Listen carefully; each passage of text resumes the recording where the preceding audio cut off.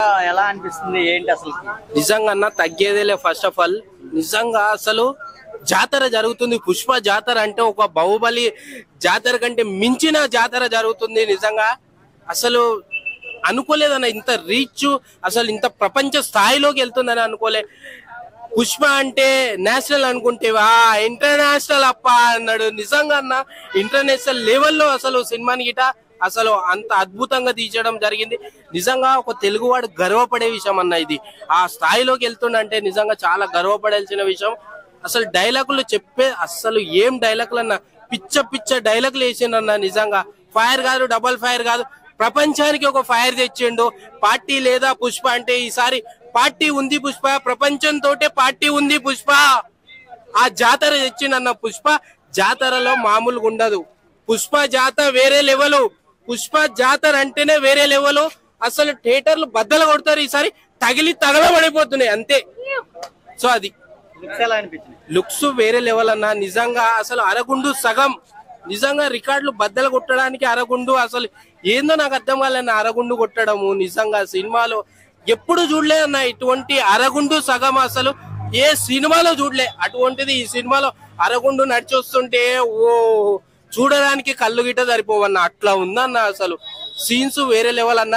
మా అన్న గటపు వేరే లెవెల్, అసలు జాతర వేరే లెవెల్ అన్న. నిజంగా ఆ లుక్స్, అల్లు అర్జున్ అన్న టాలెంట్, నిజంగా సాంగ్స్ గిట అద్భుతంగా. సాంగ్స్ అసలు హీరోని గిట సాంగ్స్ ఎంత అద్భుతంగా చేసిందంటే అంత అద్భుతంగా చేసిందన్న. ఓకే, పుష్ప 1 లో పార్టీ లేదా పుష్ప అన్నాడు. దీంట్లో పార్టీ ఉంది పుష్ప అంటున్నాడు. ఏం జరుగుంటది అంటారు మధ్యలో? పార్టీ ఉంది పుష్ప, ప్రపంచానికే పార్టీ ఇచ్చిండు పుష్ప జాతర. రేపు 5వ తారీఖు లచ్చ ఖర్చు అయినా సరే రచ్చ రచ్చనే చెయ్యబోతుండు పుష్పరాజ్. తగ్గేదేలే.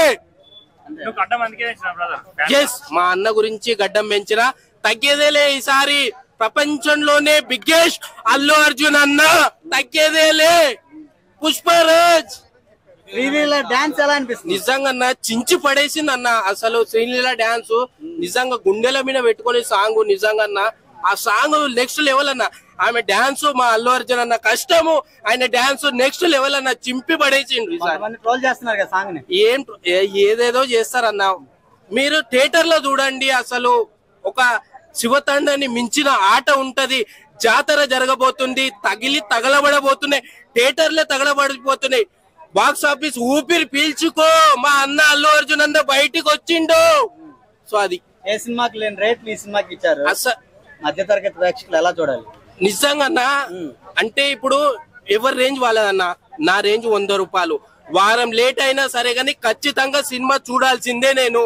వారం లేట్ అయినా సరే నా 100 రూపాయలు, నా క్రేజ్ 100 రూపాయలు అయితే వారం తర్వాత అయినా కంపల్సరీ చూడాల్సిందే, 100% అది. సో అది పక్క అభిమానివి ఫస్ట్ రోజే చూడాలనిపిస్తుంది. 800-900 పెట్టి చూడలేవు కదా. ఎస్, అప్పైనా సరే లచ్చ ఖర్చు అయినా సరే రచ్చ రచ్చ చేయడానికి సిద్ధంగా ఉన్నాం మేము. అప్పు చేసైనా సరే సినిమా పోవడానికి రెడీగా ఉన్నాం. ఇలాంటి ఫ్యాన్స్ చూస్తే సరిపోతుంది. మరి మీరు గిట్ట చూడాలి. మీ రేట్లు ఎక్కువ ఉన్నాయి కదా, మీ ఏదైనా సరే మీరు అప్పు తీసుకొని ఫ్రెండ్ దగ్గర తీసుకొని నీ ఇష్టం బదర్. నీకు చూడాలనిపిస్తేనే, లేదు వారం తర్వాత చూడాలి, నా క్రేజ్ అదే, నా సత్తా 100 రూపాయలు అనుకుంటే వారం తర్వాత చూడు, అదే సినిమా ఉంటది. ఇప్పుడు 500 కోట్లు 600 కోట్లు ఖర్చు పెడుతున్నారు సినిమాకి.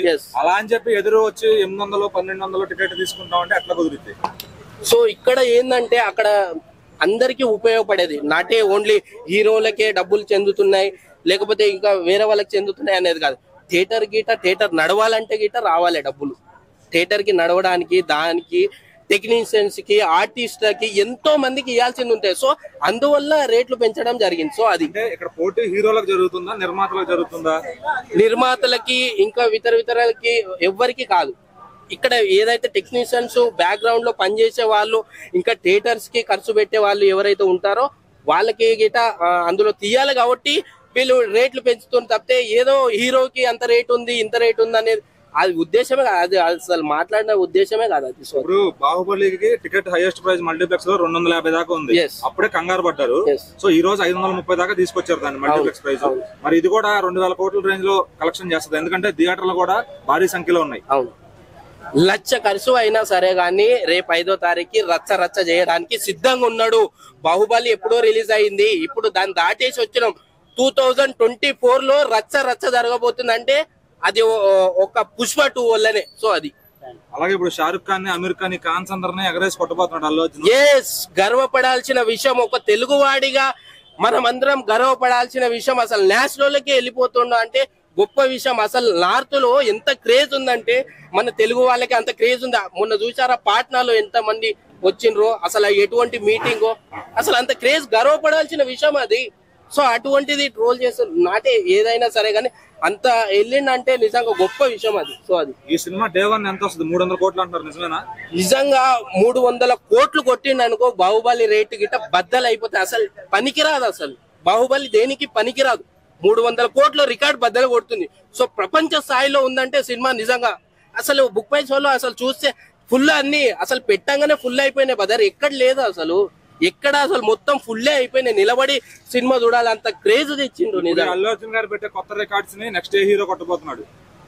ఇంకా లేరన్నా, ఎవరు లేరు. అంటే ఎవరో ఒకరు కొడతారు కదా, ఎవరో ఒకరు అంటే ఇంకా అది చూడాలి నెక్స్ట్ ఏం జరగబోతుంది, ఏంటి 25 లో ఎవరైనా ఉన్నారా, 26 లో ఎవరైనా ఉన్నారా, సో చూడాలి.